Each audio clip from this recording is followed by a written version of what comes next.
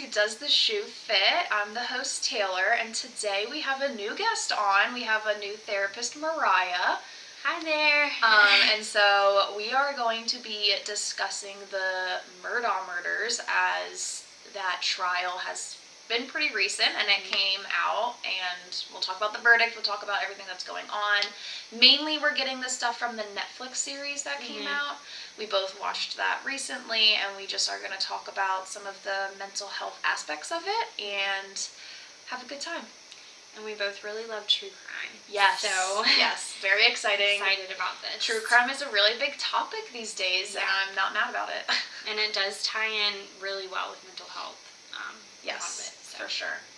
So a little bit about the beginning. So if you don't know the Murdaugh case, essentially they are a wealthy family in the South.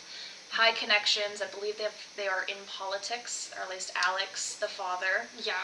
Politics and law.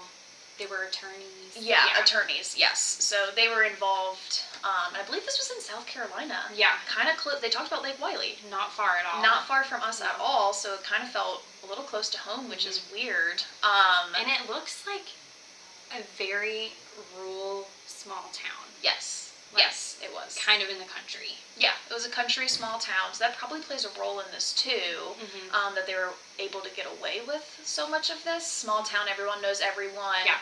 You get a lot of power, you keep a lot of that power, you're able to do a lot and get away with a lot. Right.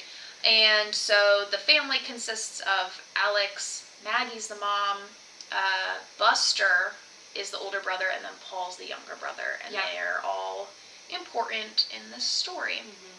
And I believe, was Paul college aged or high school? High school. High school, and then Buster was college aged. Okay. Yeah. So fairly young. Fairly young. And it seemed like, from the outside looking in, the family seemed very normal, based on what you were shown in the Netflix documentary, based on like their social media, and also going back to the power and influence that they had. Yep. So, it seemed like it was easy to hide a lot of this stuff. Right. For sure.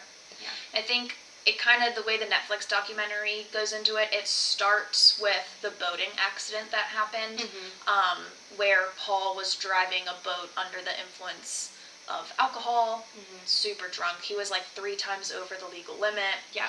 The boat crashes, and one of the girls on the boat ends up dying. And that kind of unravels the Murdaugh family, and then it goes into some of the past events that had happened, where there may have been involvement with a young boy in high school being killed on the side of the road, and then their own like housekeeper / nanny. Yep. There's like 5 different stories. Yeah. Wrapped up into this one case. Yes. So it's very interesting, and there's like a lot of different avenues you can go down with all the different people that have been involved with this family. Right. But like you said, the boating accident, I think, kind of set this all in motion. Because they're finally really looking at the Murdaugh family and realizing, there's been other things that they've been involved in and have gotten away with it. And just the way they reacted to Mallory's death, which is so sad.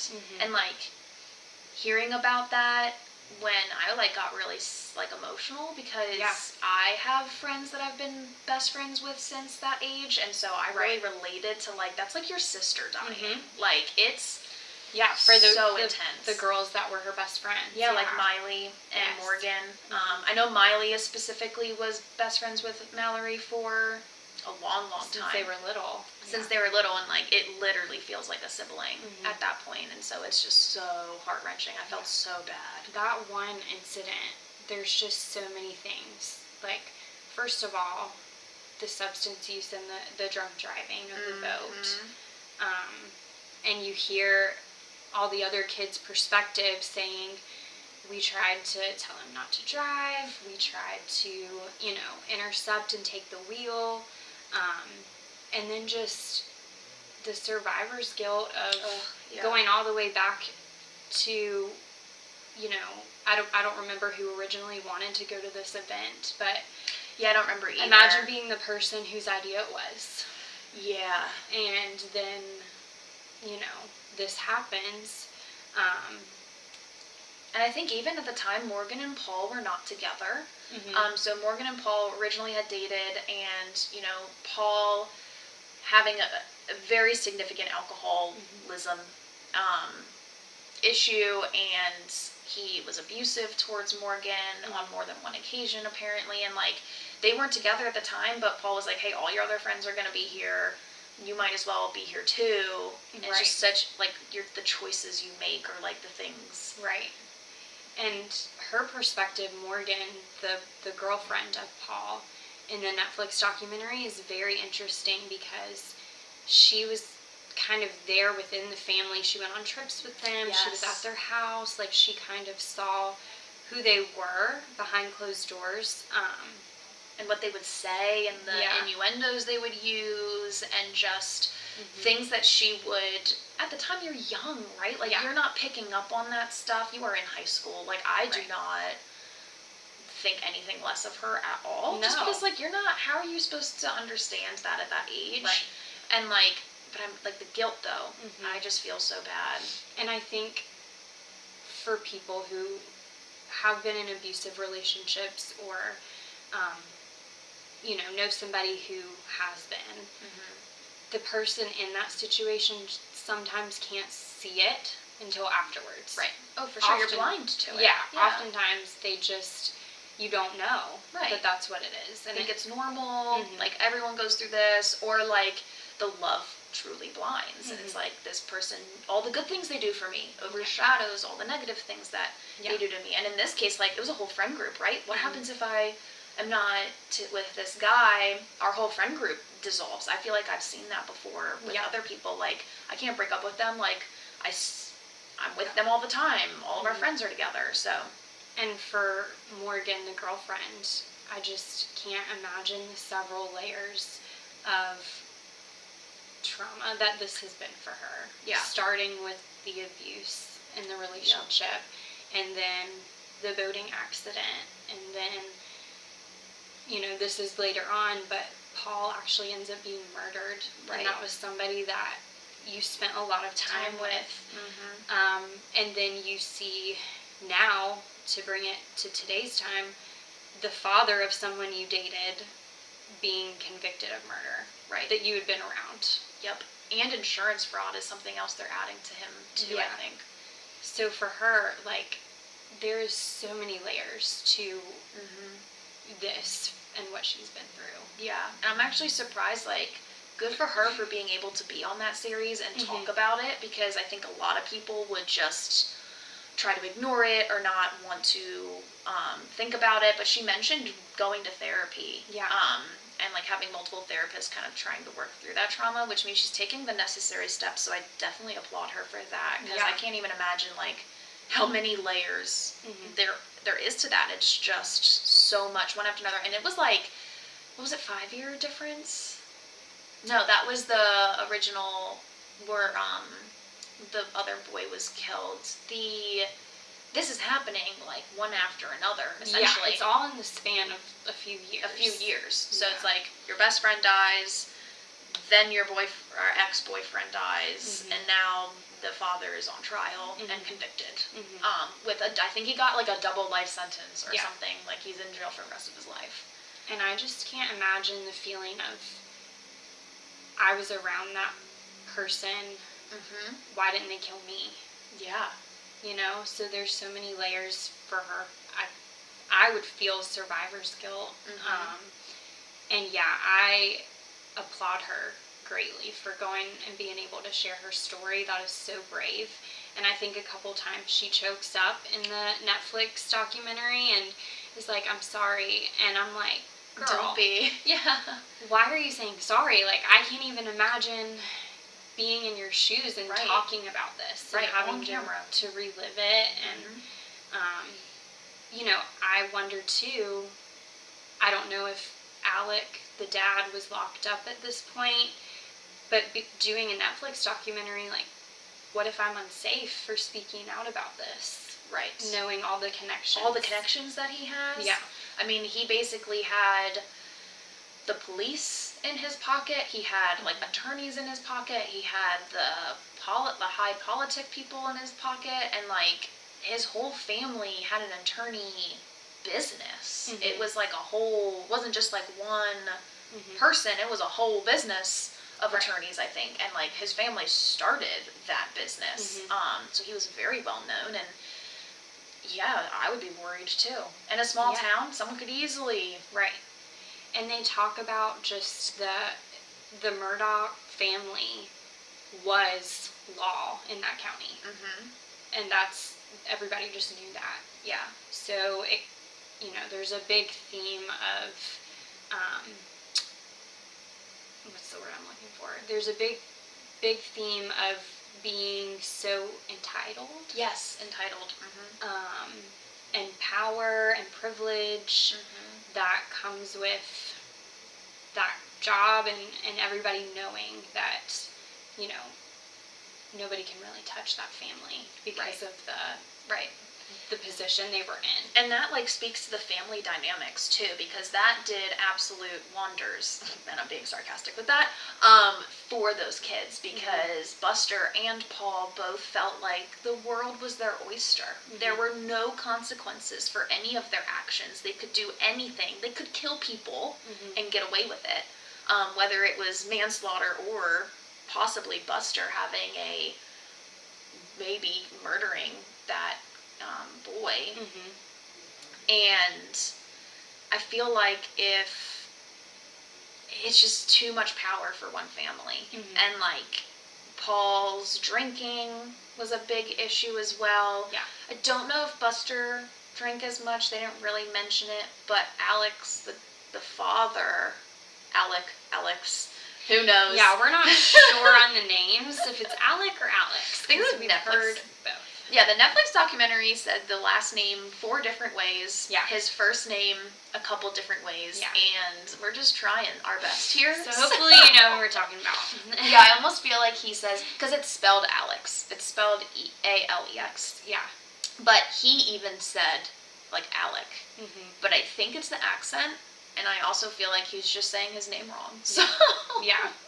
Who knows? Yeah, but I think he says, like, Murdaugh, but some people say Murdoch, some people say Murdaugh. Yeah. So it's a strange last name, the way that it's spelt, and some people pronounce it. Yeah. I'm going to say Murdaugh. So sorry if that's wrong. Yeah. And I don't want to offend anybody. Yeah. But that is how... That's how it's spelled. That's what it looks like to me. So we'll go with Murdaugh. But yeah, I mean, like, with Alex's own drug addiction himself, an opioid abuser, and how that played a role, too, in Paul seeing that, Buster seeing that, Maggie trying to hide that. Right. I mean, the whole family just... trying to keep up that appearance that everything is good and fine and we're wealthy and everything's fine. Right. And oftentimes I feel like with substance abuse, at first you're using to escape something. So I don't know what that was for him. But, substance abuse is a disorder, and eventually people feel like they need it to just have their baseline of who they are. So I don't know where he was on his journey with that, but it seems like he wasn't seeking help or, trying to take steps for that. And I don't know what other... Seems like there was other mental health diagnosis he possibly had as well. Yes. And it also makes me think about his own childhood. It's never touched on in the documentary, and maybe I could look it up and kind of dive into it a little bit, but to me, it does a lot being, a family and couples therapist. The family has a huge role, so like the way he was raised, given that his father was also a part of this attorney business, probably may have grown up similarly. I mean, I don't know, I don't want to say anything, but like he it's either like you're escaping from something, or you're like opioid use or drug use, or you feel so on top of the world that you can do anything and not be touched, or you're part of that scene. Like the wealthy have a big drug scene. Right. They can afford it. They can do whatever they want with it. Right. But yeah, like it's interesting. I wish they would have touched maybe they didn't know on his own childhood. Yeah. And like the generational trauma and how that may have affected this family too. Yeah. I could only imagine the pressure that he felt to succeed, and he probably felt pressure to be a part of that attorney business, and who knows if deep down that's what he truly wanted. Right. We can only speculate because we don't know his experiences, but I feel like most definitely he went through hard things. Right. To end up where he was. So. For sure. No, I agree. It's just, and yeah, I mean, like with his mental, I mean, like, and then he ends up with everything going on, murdering Maggie and Paul. So like to get to a point of desperation where he is going to kill his own wife and son, that's something I can't even, I can't put myself in that mindset. I truly cannot. It's just so, there is a brain chemical. Something is wrong. Yes. Like that is not a normal solution to come up with. That is a desperate, and I think the Netflix documentary mentioned that too, because I believe this happened after he was kicked out of the attorney's office. Right. For he stole millions of dollars. Yes, the embezzling. Yes. Yeah. He was stealing money. They kicked him out of his own family business, and he's desperate. I don't know what killing Maggie and Paul would have done for that. Do we think he was getting sympathy points? Was it just like he could no longer protect them from what had been going on? Because there's stipulation that maybe it was Maggie that pushed the Gloria, I think was her name, the housekeeper down the stairs, or it was Alex, or I agree with like Anthony, so Paul's friend, saying like Paul would never hurt Gloria. They've mentioned multiple times that Gloria was basically Paul's mom. So they touch on how special their relationship was. Yeah. Right. So I can see that, and for Anthony who Paul manslaughtered essentially his girlfriend, his love of his life, to say that and defend Paul, I feel like I take that pretty seriously. Yeah. It just kind of seems like he was in too deep with all of these huge situations. That, I mean, the boat accident, the embezzlement, the death of 2 other people that are connected to his family, the drug use, all of that piled on top of each other. It seems like he was just at a point where he felt like, what do I even do? Right. And that's not an excuse for killing people, but it just seems like he was desperate for what to do next with all of this stuff piling on top. And I don't know how much you watched of the trial that recently happened. I didn't watch it, but I'm pretty sure he pleaded not guilty. He did. I'm pretty sure. And like till the final day, he was like, I didn't do it. And so it just kind of makes you wonder. Like maybe he was so out of it, he thinks it like either it wasn't him, and he didn't even plead insanity or any of that, I don't think. But like I think the evidence with his shirt was like, no, you fired that gun. It's like on the shirt. Right. It was pretty cut and dry. And I mean, who else would have done it? They didn't even. That'd be wild if it was somebody else, but I don't think it was. Right. For the jury to convict him, there was enough, beyond reasonable doubt, that it was him, because that's the point. So, I've also heard a theory, and this is from TikTok, so I don't know how true it is, but it is interesting, involving the drug use and just how intertwined he was with drugs, and that can get you into some very bad situations.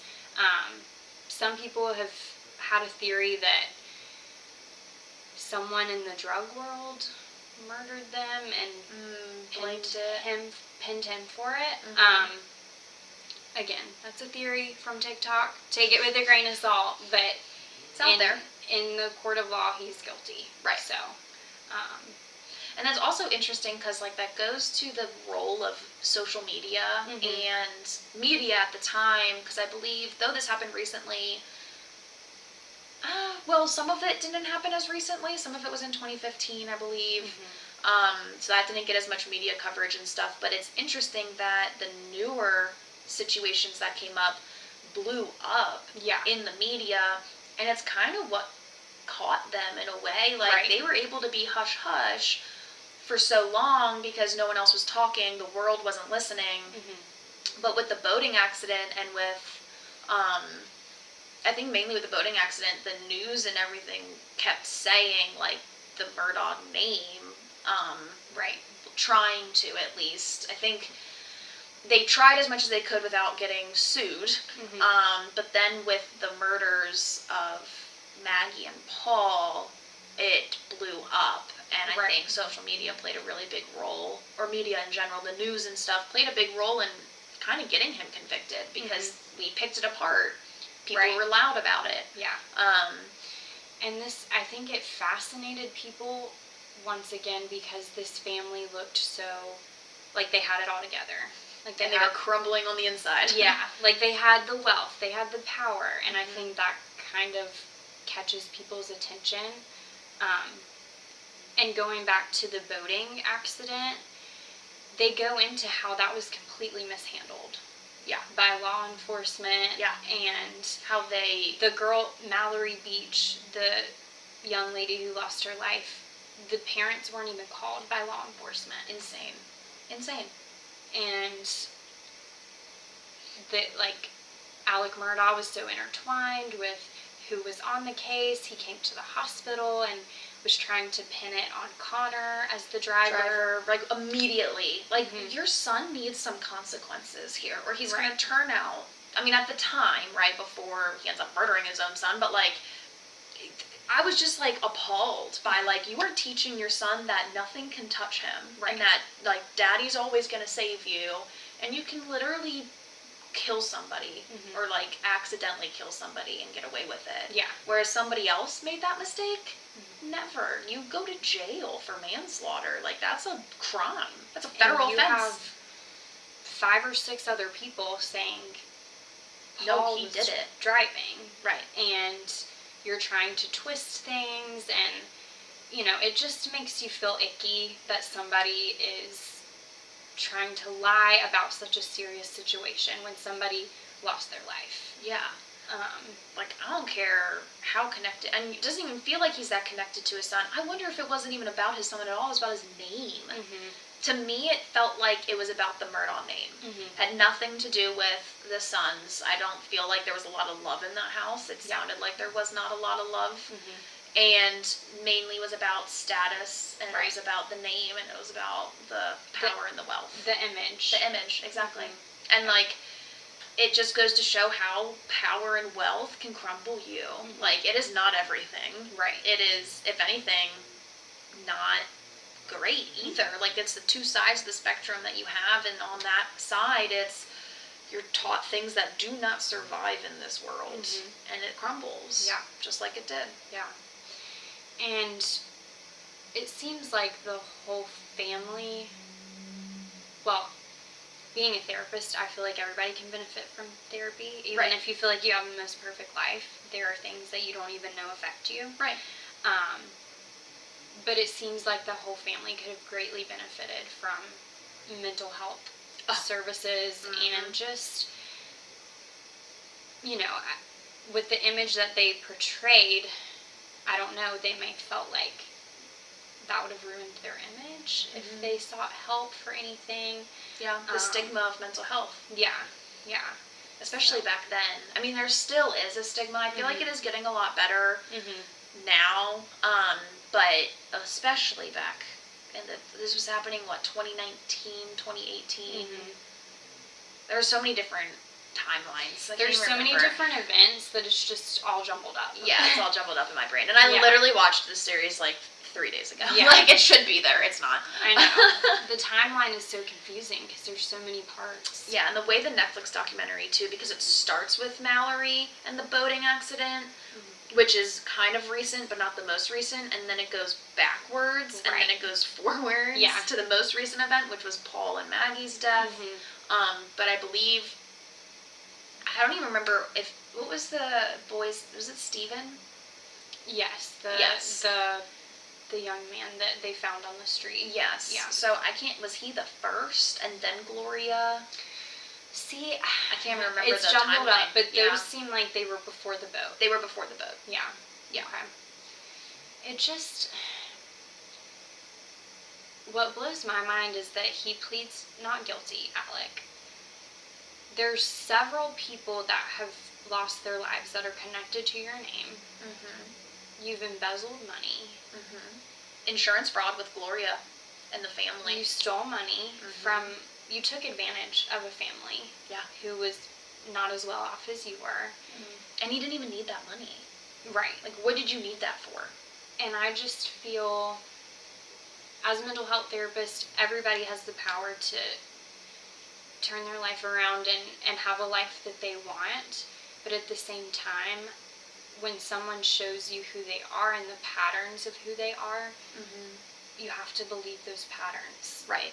It also goes to, like, oh, sorry, go ahead. No, you're good. I was going to say it goes to the bystander effect. Yeah. Like, people who turned a blind eye to everything that was going on, like, just because of family or because of a name, like, the police that turned a blind eye and allowed the Murdaugh family to infiltrate them, and the family members. So, like, Alec Murdaugh has brothers who kept with him because that was their brother, but it's like, that shouldn't matter. Right. Like, he's doing bad things. Right. You have to believe the patterns. Yeah. And continuing to not being held accountable for things does not help anyone.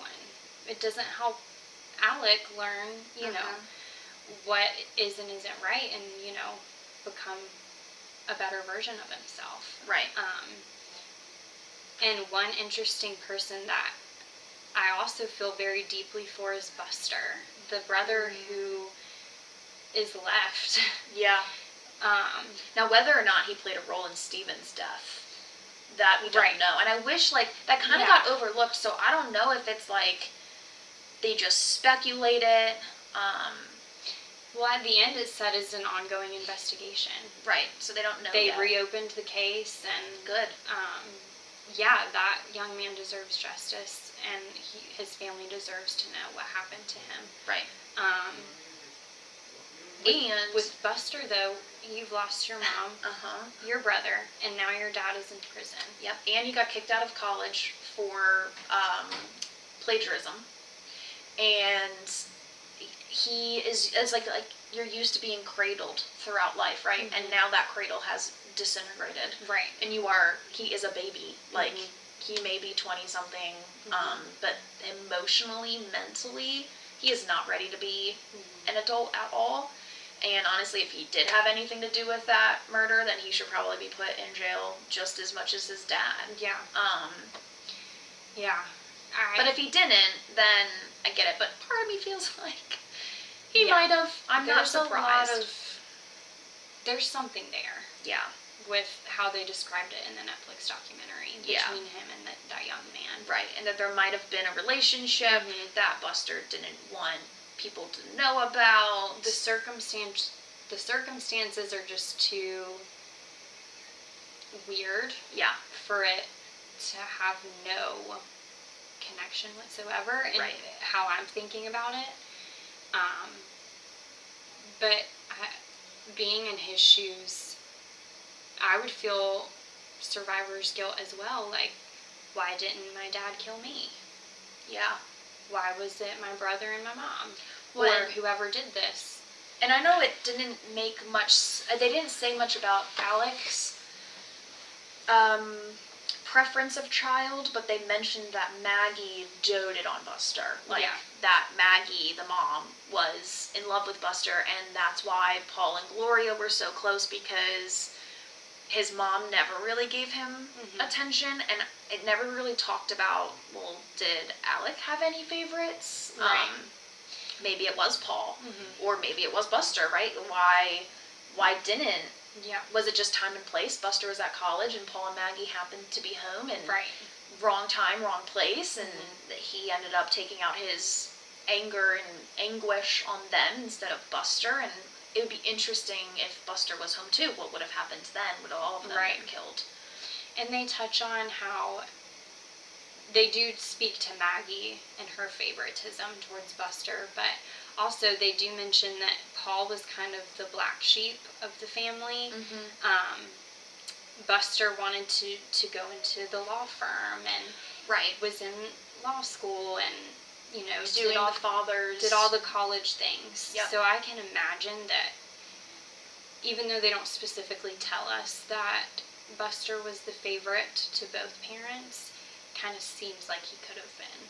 Oh, for sure. It definitely feels that way, especially because Paul had no interest in being an attorney and started having, I mean, his alcoholism would have never gotten him there, right? Like, he would have, I'm assuming his grades were less than par in high school, given his party animal attitude, and honestly, I wouldn't be surprised if his family was just, like, paying his way through high school or something, like, making sure that he was at least passing somehow, but, like, I don't see that man doing homework on the side of his life, right? He probably didn't care enough to do that, and the responsibility just seemed like he had none. Yeah, which goes to show, like, back to the wealth, and you're not developing your child the way that they need to be an independent person in life. People need jobs, like, you're not a kid forever, and that's not helpful at all for him.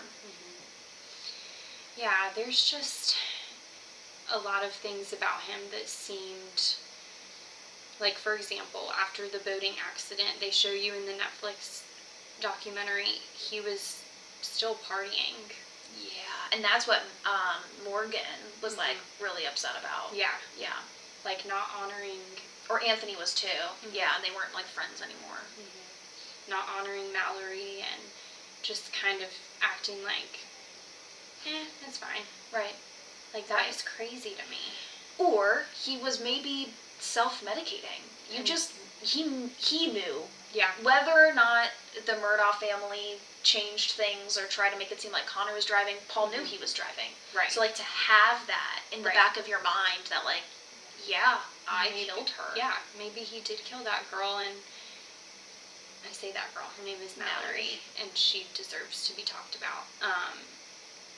But, yeah, maybe that was his coping. His maladaptive coping was the drinking. And maybe it got worse rather than seeing it as a oh crap moment and trying to get better, or seeing that as rock bottom and trying to make his way back up, but he just wasn't rock bottom for him, and it got worse. And it makes you wonder too, what if the boating accident never happened? Do we think that that has something to do with Alec murdering him? Because he knew that maybe one day that would come back. Would come out that he was guilty. Right. And tarnish the name. And, you know, we don't hear about Buster doing anything that would tarnish the name. Right. But Paul, we hear a lot about that. Right. So it almost seems like, however Alec rationalized it, like, maybe I should just kill you so that I don't risk our name, but the opposite ended up happening. Right. Because... Well, yeah, exactly. Because that's like an irrational thought, and it's effed up. Right. But, yeah, maybe that was his thought process, and, like, because he's pleading not guilty, he's not really giving us that, like, why did you do it? He's not going to admit it, and maybe he will one day, but, like, the phone calls that are recorded between him and Buster seem very damning, because, I mean, it literally tells you, this is a collect call and it will be recorded, and then they're out there, like, did they, like, find evidence? Like, they're just, it does seem very sketchy. But yeah, like, with Buster, back to the social media and the media coverage of things, like, with Buster's implication with Steven's death, there wasn't as much coverage on it, and it kind of got swept under the rug, which sucks. Yeah. And, like, how unfair is that? But with Paul and his incident with killing Mallory, the media coverage was so loud with it, it couldn't be swept under the rug like Gloria was and like Stephen was. And so I'm glad that that came up with it, because they deserved to have that come back up too. Right. But like you said, like, he could have been thinking, you know, because Paul messed up so much and we weren't able to escape it because of the media, he tried to find a way to become the victim. Like, if his story was someone killed my family, right, like, even though he did it so stupidly, and I'm glad he was stupid about it, and that way he got caught, but he could have just been trying to play the victim. Like, oh, I lost my family. Right. Like, show me some mercy. Sympathy, right. Or give me my job back, or like, we're not bad guys, like, we're the victims here. Right. Just so much mental health behind it, and so much maladaptive and irrational thinking. Yeah. Behind a lot of his actions. And it was sad. Like, what if, I think you mentioned this before, but like, if Paul would have gotten help with a mental health therapist before all of this, would that have even happened? If he recognized his drinking patterns, like, you can be an alcoholic as a teenager. It doesn't have to be like, when you're older, you can have drug abuse as a teenager. Yeah. If he were to have recognized, or someone would have, if his family had cared, and didn't like give drinks. Yeah, they talk about the heavy drinking that they kind of didn't care if the kids did. They like gave even when Morgan they were alcohol. Way underage, and even Morgan speaks to it. Like, she was like, I came from a family who doesn't drink that much, and so it was very weird to me. Right. But it's cool, and it's fun, and it's popular, and it's like, that stuff will, the social pressures, the peer pressure of all of that, especially in high school, does not lead people down the right path most of the time. So.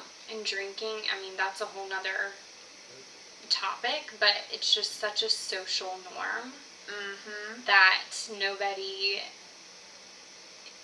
it's hard for people to question, like, okay, is this becoming a problem? Sometimes it's hard for people to see that, because it's just so in front of us all the time with our everyday lives. Yeah, and I mean, even as you get older, but like, I know these people were in high school, but like, it's normal in high school, right? Everyone goes to parties. If you don't go to parties, you're not cool. Or like, this is fun to smoke weed or get drunk with friends. And then as you get older, it's like, hey, you want to go to a bar? Want to go to a brewery? Yeah. Like, what's there to do? What do you do in your free time?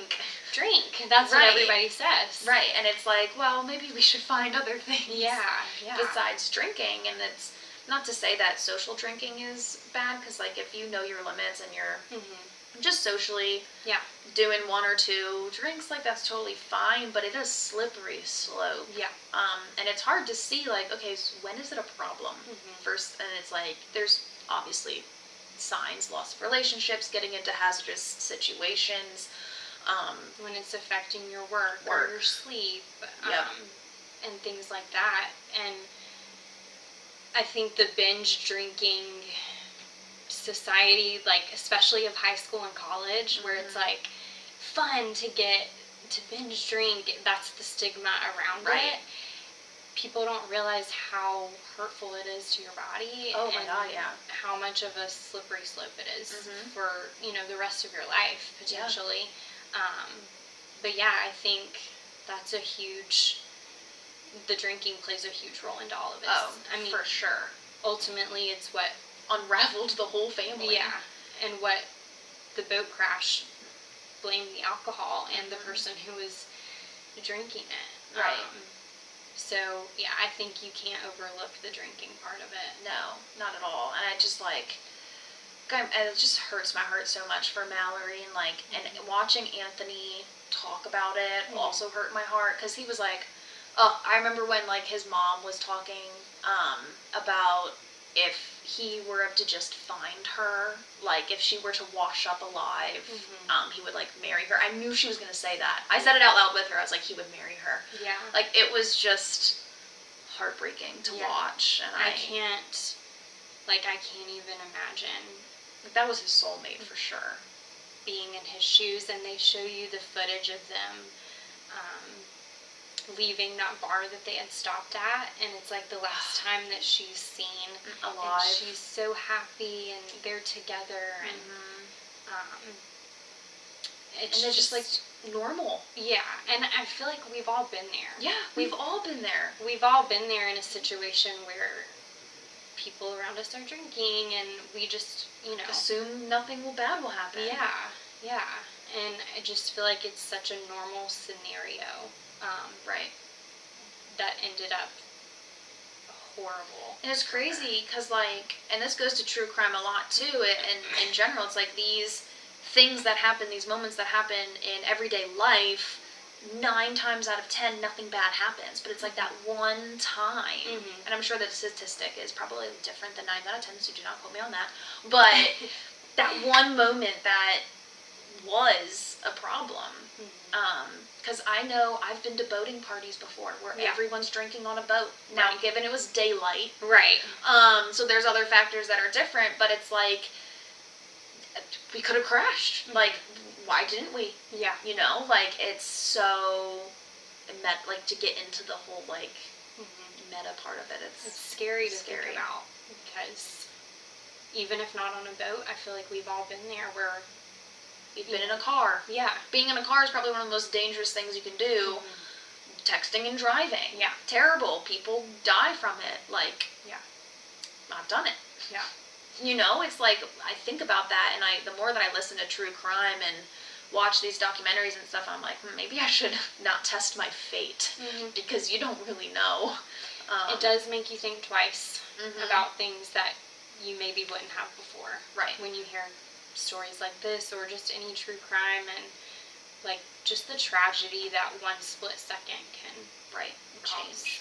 Right. Yeah. Changes everything. And I think, like, I like to balance. I don't want to live in a world of fear, and I don't think people should. Right. Like, it's like, be smart, right? Like, recognize the scenario, like, have fun, but be smart, and, like, don't live in fear, but also don't be dumb. Yeah. And it's like, and mental health too, like, talk about it. Have conversations with people about it. If you feel like you or a friend are going down a dark path, like, get help. Yeah. Because that's ultimately what's going to save your life, or save your friend's life, or save your sibling's life, or parent, whatever that may be. Yeah. Like, the call to action here is to, like, we need to talk more about mental health, break that stigma, and make it feel safe for people to say, hey, I have this problem and I don't want to end up in a bad situation. And you just can't help but wonder how different things may have been for all of these situations. If Paul, or even if Alec was like, I want to stop my opioid addiction, right? Like, I'm truly ready. I'm going to check myself into a sober living situation, and I'm going to get this over with. And maybe if he did it at a younger age, where then Paul and Buster grew up in a loving family household. Like, it's just like the mental health aspect, if it was discussed, or what's the word I'm looking for, like, addressed thank you, addressed earlier, that maybe none of this would have happened. And I think it goes back to the generational trauma, and just the place we are in our society now is a lot better than we were a few years ago, with normalizing counseling and mental health help. But I think years prior to now, people just didn't know any better. Like, they almost can't recognize that I need help because it wasn't normalized. Right. And so, I think that says a lot about our society too, and where we are now compared to even just like 5 years ago. Right. With that, and being someone who has been in therapy for a while, and still I am, and just believing in what I do as a therapist, it is for everyone. And you could think that you have the most amazing life, and if you do, that's amazing. But there are things that you don't even know that affect you. Yep. And so I'm just a really strong advocate for that. And therapy really reveals to you things that you don't even know about yourself yet, and it's super cool. It is really cool. So It could save your life. Yeah.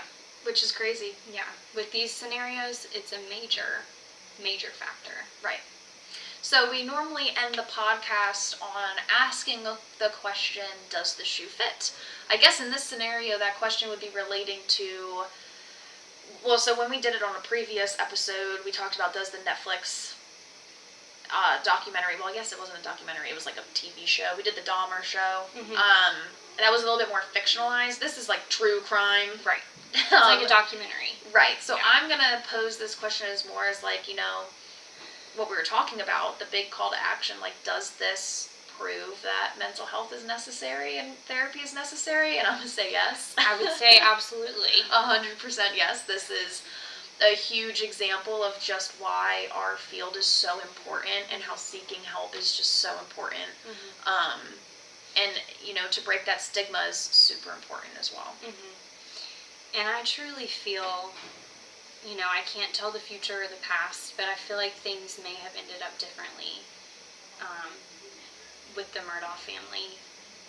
Maybe not all the way differently, but at least a little bit better had they sought out help. Right. And even going from that sense, that would have been different. We can't change the past, so we can't change what happened now, but anyone who's listening, you can change the future by taking steps in the present to become your best self. So keep that in mind. Yes. And therapy is a really big word that sounds scary. And it can be very hard to take a step towards that. But it's such a brave step, and I promise I know a lot of therapists, and we're not scary people. No. So, the taking that first step is the hardest thing. So we just want to help as many people as we can. Exactly. So. Well, thank you for listening, everybody, or watching. Yes. And we will be back another time. Bye, everyone. Bye.